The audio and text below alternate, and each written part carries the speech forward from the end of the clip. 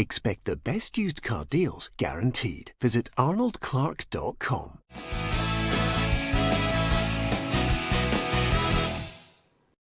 Welcome to Peter and Roughie's football show, sponsored by Arnold Clark. It is Wednesday. I'm Peter Martin. Thank you very much for joining us and supporting us on our PLZ Soccer YouTube channel. In the studio with me tonight, we have Alan Rough, Tam McManus and Barry Ferguson, and Europa League is on the agenda.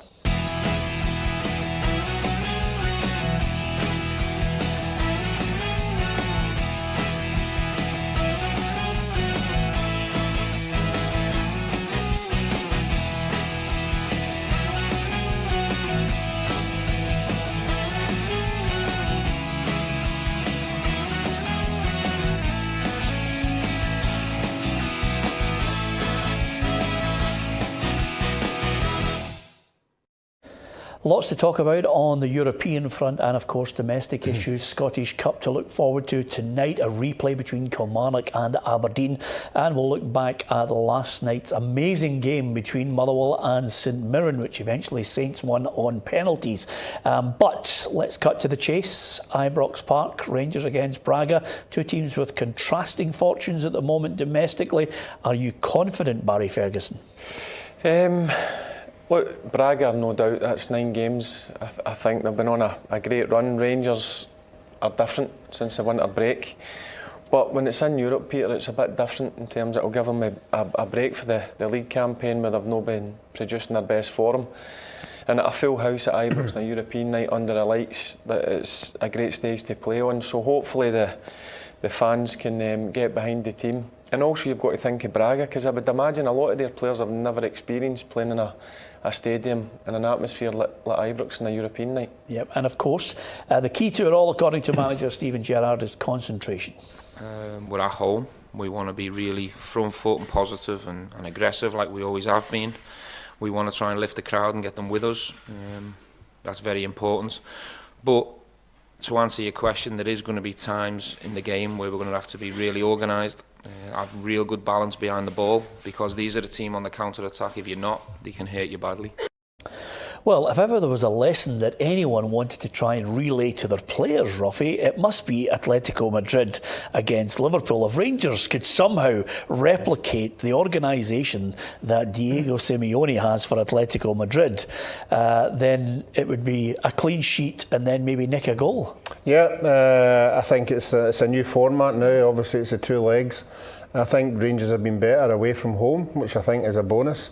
So I think they just need to get something out of this game. You're right, a goal away from home can be a hindrance, but I think Rangers have just maybe possibly edged this one. I think the conditions are going to have a lot to say in it as well. I think the Rangers players will adapt to the conditions better than them. Yeah, and picking up on what Barry mentioned there, the captain of Rangers, James Tavernier, reckons Europe is just the ideal thing to take their mind off domestic issues.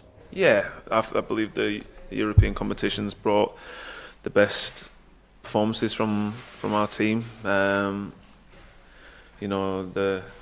speak for themselves. These European nights under the lights, in front of our crowd, and going away to good stadiums and good teams. It just brings the best out of the players. So hopefully tomorrow night we can really bring that the form that we've been looking for, and take that towards the end of the season. I think the key element of this, and we mentioned it yesterday, Tam, but it's something that Rangers will have to be aware of, is there's a tightrope of yellow cards here that could actually get a number of players suspended. Barisic, Morelos, Kamara. Of course, that's the last thing you want, is any of those key players out for the return leg. So while they want to go great gusto, they're going to have to be careful. Yeah, I think it's obviously Morelos is the main one. I think the way he plays his game, he's always walking that tightrope of getting a yellow card. He's got to control himself, obviously, in that game and try and get himself a goal. It's just amazing that Braga, when the draw was made, they made Rangers massive favourites. They were struggling in the league. I think 6th or 7th place, Rangers were flying, and now it's roles reversed. So I think Rangers will win the tie, but it'll be a more difficult game than I thought. Yeah. Do you share that view, Roughie? Yeah, I think it'll be tight. I think most of the Rangers' home games in this competition have been tight. They've had to sort of wear teams down and get a goal maybe in the last 15 minutes. It'd be great if they could get a 2-goal lead. I think they might have to settle for one. I'm going to go Rangers 1-0. Yeah.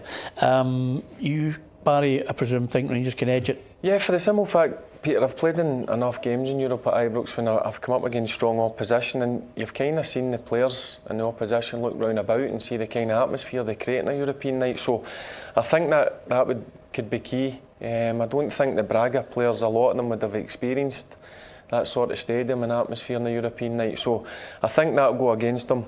And as I say, it's taking their mind off their league form. So hoping that Rangers can find the form that we were in before the winter break and get the result. Right, I'm going to rhyme off to you guys a few teams, okay? And I'm just going to throw them into the mix here for you, and then I'll ask you, a follow-up question on this. But Shakhtar Donetsk, Benfica, Salzburg, Inter Milan, Manchester United as well, Seville. Keep that in mind. Also Ajax, Sporting Lisbon, Roma is another one I thought I'd mention. Arsenal and Porto and Leverkusen, Bayer Leverkusen. Then I'll throw a few names. That's the teams I've just thought I'd mention to you right now that are still in the competition. Now, some of them have a good Champions League pedigree in years gone by. When Neil Lennon says Celtic are in it to win it, can either half of Glasgow be looking towards a UEFA Cup Europa League final? Can they win it with that calibre of team against them? Well, first and foremost, what he says, I quite like that. That's the kind of attitude you want. But the teams that you've just rhymed off there, I think it's going to be very difficult for them to win it. But listen, that's the type of attitude that a manager should have, and that feeds into the players.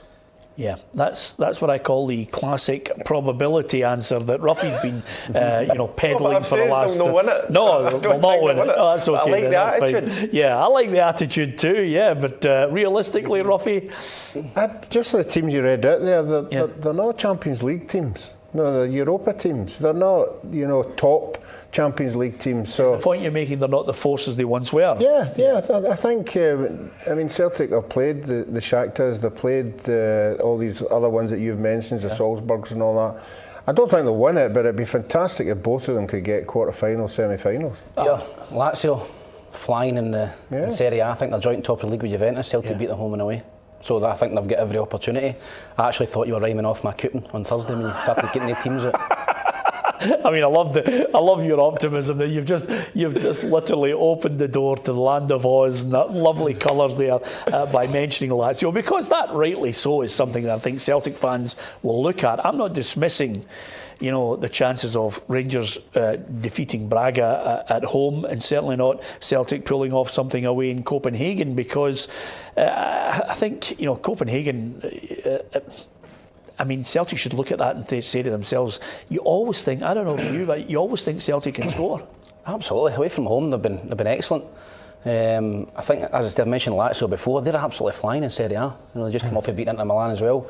If you can go there and score 2 goals in Rome, in that stadium, in that atmosphere, then you can go anywhere and score. So I would fancy Celtic and Rangers both to get through. I fancied them strong when the draw was made. I think Rangers' form has dipped a little bit, but I still think they've got too much for Braga. Yeah, here's a little insight into the Danes.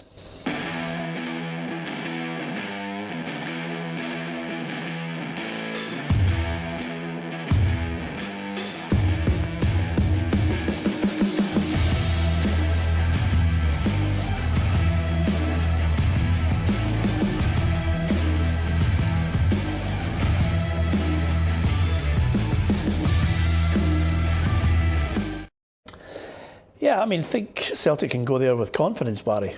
I think they can go there and win. Copenhagen are a good team, but they're not a top team. I think the way Celtic have played, certainly since they've come back off the winter break, Celtic, for me, get enough quality to go in there and win the game. I think away from home, I'm still not convinced with the Celtic back four. It's getting changed too much just now. Full backs out, centre halves getting chopped and changed. They don't come under pressure very much in our league, and that's my doubt. I think they're good enough to go there and get a draw. If they get a win, even better. But I think it's a draw for me, 1 each. Yeah, of course, both sides will be well used to the fact that once you get to the last 32, suddenly VAR comes into contention on this one. Here's exactly what both sides can look forward to.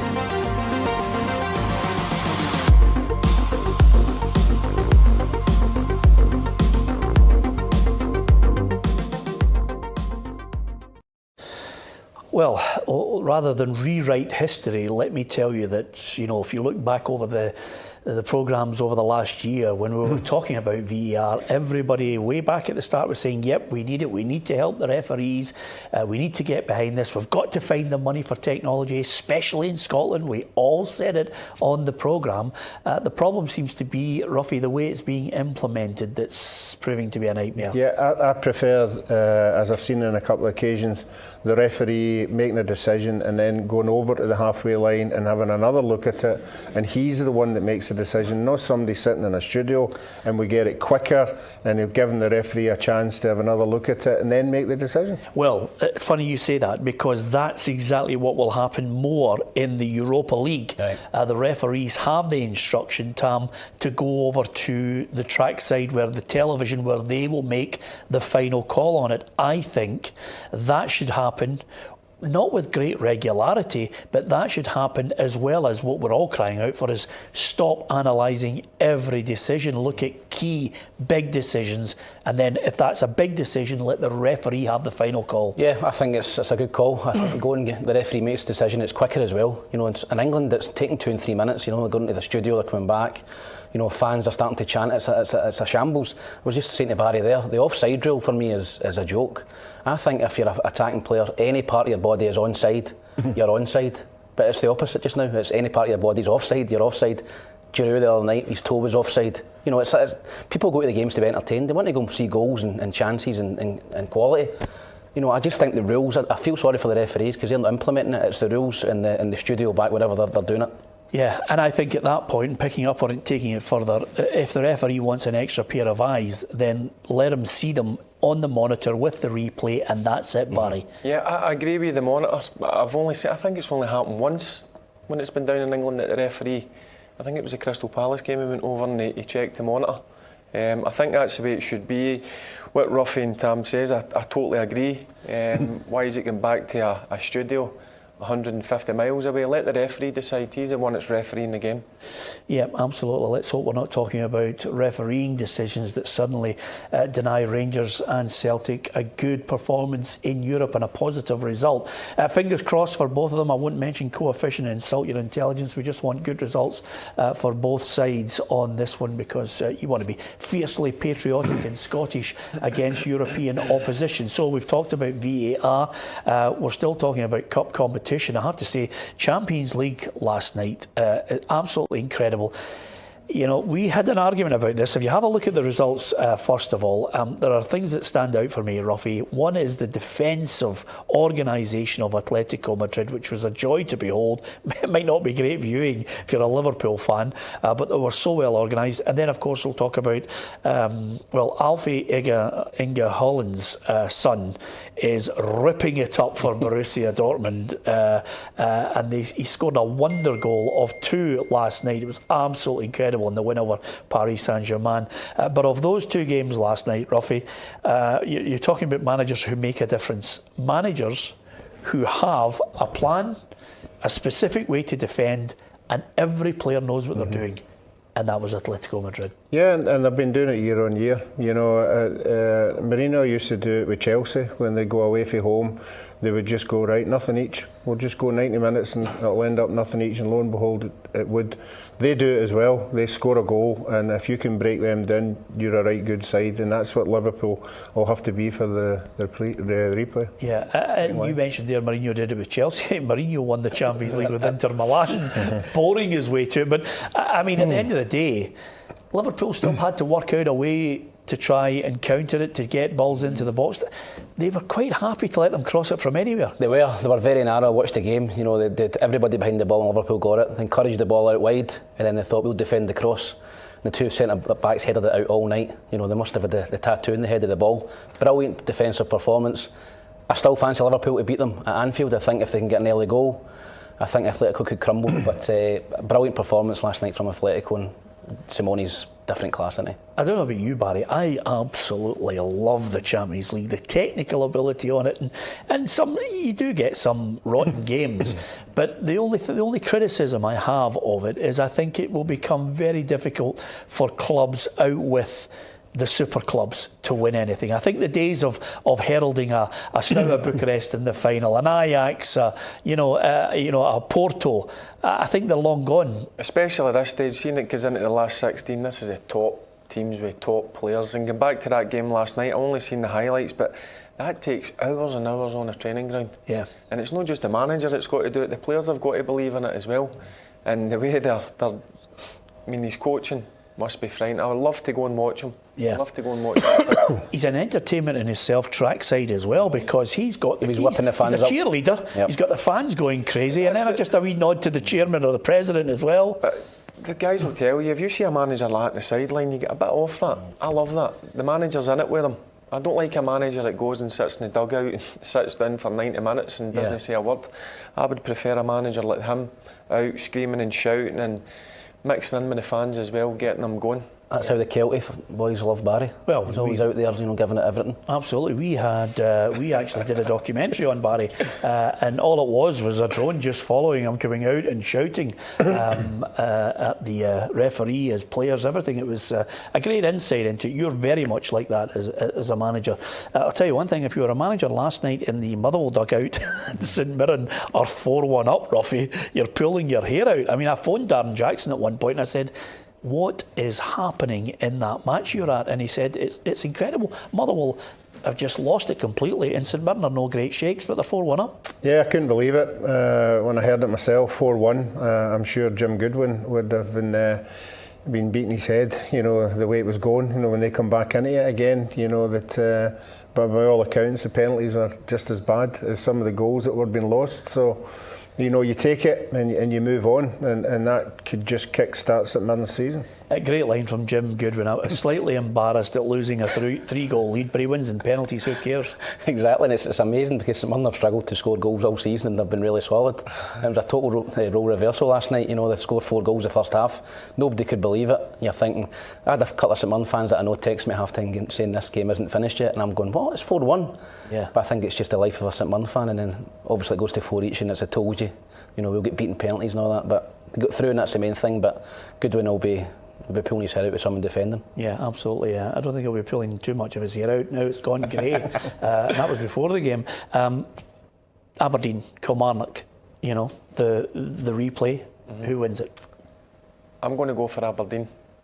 For the simple fact that I was impressed with them in Sunday. I know the conditions, but I just think Dale, we had a bit of criticism a few weeks back, and I see a steely determination about him now, and I see that in the team as well. I've seen that against Celtic. Look, a lot of people say they could have got away with a point, but the quality in the end comes through with Celtic. But I just feel that Aberdeen now are going to kick on. They're going to get that third place as well. And the last thing he needs, Roughie, is somebody to ask him, can you win the cup? And he said, yes, we can. We can win this cup. Well, that's what you get when you have somebody who's got an opinion. Yeah. They give you the opinion, whether it comes...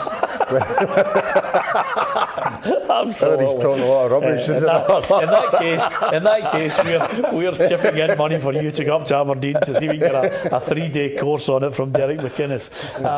Tam, just before we go, the SFA are not going to in any way budge games to help Scotland against Israel. Are you in the least bit surprised? Not really, no. I mean, it's just a shambles of a decision. I mean, we've got to do everything we can. It benefits the whole country if we qualify. I don't understand why they're not helping Stevie Clarke. You know, I don't think it would take a lot to move the games. I think every club would be on board, every manager would be on board, and I just don't understand it at all. Obviously James Keating's as well. I think heard today that his red card's not been rescinded for his dive. He missed a cup final. So listen, it's common sense, and it's just poor for the SFA. I must be certain Stevie Clarke's got an office at Hampden. Yeah. What I can imagine what's going through his mind. Well, I agree with you, Barry. He must be going mental in there with the that. whole thing is, you know, my attitude to it? My attitude is hell mend them.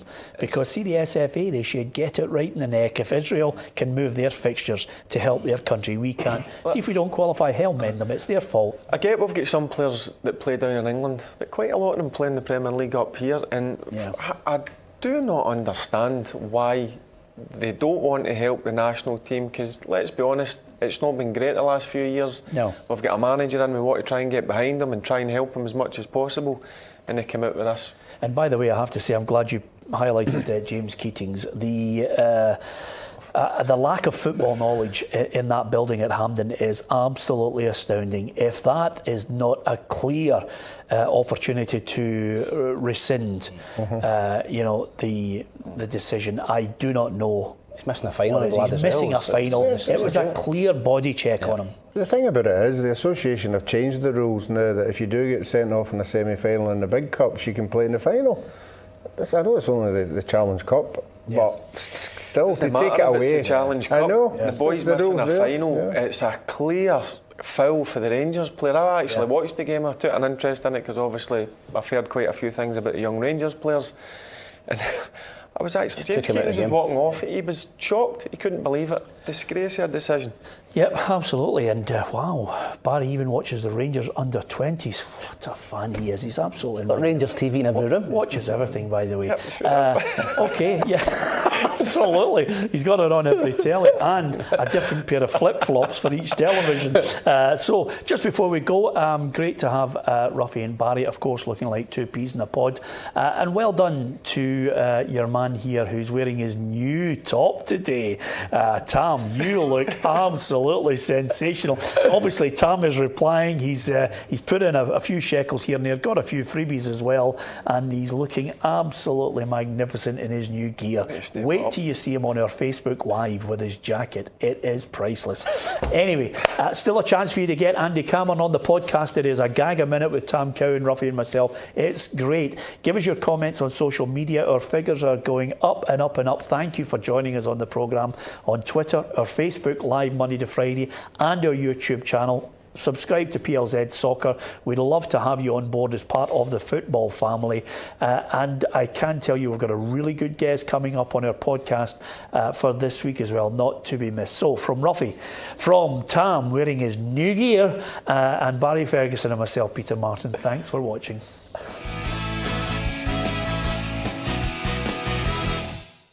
Expect the best used car deals guaranteed. Visit arnoldclark.com.